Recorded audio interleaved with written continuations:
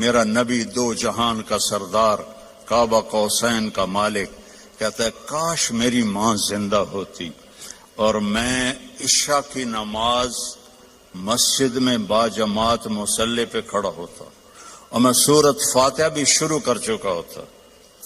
ادھر آپ کا گھر تھا، ادھر سے میری ماں کی آواز آتی محمد، تو میں نماز توڑ دیتا. میں کہتا لبیک اماں، آ رہا ہوں.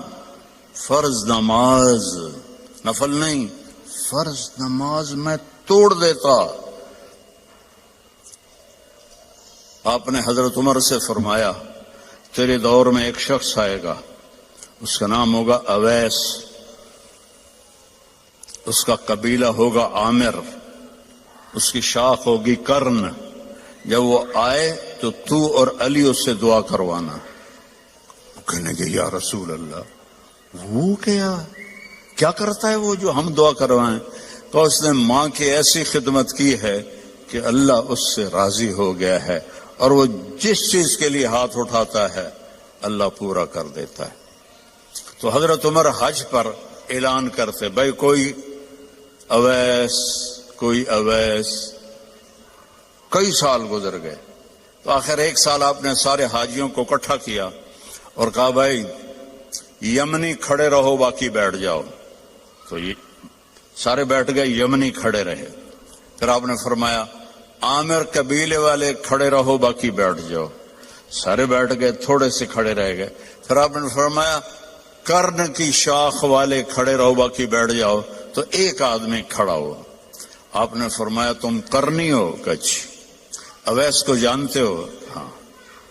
تمہارا کیا لگتا ہے؟ کہ میرا بھتیجا ہے، سگا بھتیجا ہے، پر وہ تو ہلا ہوا ہے، کریک ہے، آپ اس کا کیوں پوچھ رہے ہیں؟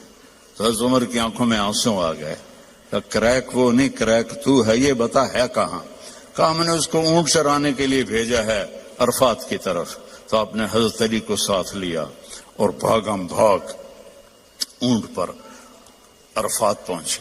تو دیکھا ایک درمیانے، آپ نے یہ بھی فرمایا اس کا قد ہوگا درمیانہ، اس کا رنگ ہوگا سیاہ، اس کو ہوئی ہوگی وہ برس کی بیماری جو کالا چٹا آدمی ہو جاتا ہے، وہ ٹھیک ہو گئی ہے لیکن کمر پہ ابھی بھی ایک سفید داغ ہے اس کا. اتنی نشانیاں بتائیں. تو جب یہ دونوں حضرات پہنچے تو دیکھا تو وہ اویس ایک درخت کے نیچے نماز پڑھ رہے تھے اور اونٹ چر رہے تھے. یہ دونوں بیٹھ گئے پاس. اب یہ جب انہوں نے اویس کرنے نے دیکھ لیا بھئی دو آدمی ہیں تو انہوں نے نماز اپنی شارٹ کر دی اور سلام پھیرا. تو حضرت عمر نے پوچھا کون ہو؟ کہنے لگے مزدور ہوں، مزدوری کرتا ہوں. کہ تمہارا نام کیا ہے؟ کہا اللہ کا بندہ ہوں. آپ نے فرمایا بھائی جو نام تیری ماں نے رکھا ہے وہ کیا ہے؟ اب وہ تو پہلی دفعہ حج پہ آئے تھے، نہ عمر کو جانتے نہ علی کو. وہ کہنے کہ بھائی تم کون ہو میری تفتیش کرنے والے؟ تو حضرت علی بولے یہ امیر المومنین عمر ہیں، میں علی ہوں. پھر وہ کانپنے لگے. حضور مجھ سے گستاخی ہو گئی، میں نے پہلے آپ کو کبھی دیکھا نہیں، مجھے معاف کر دیں.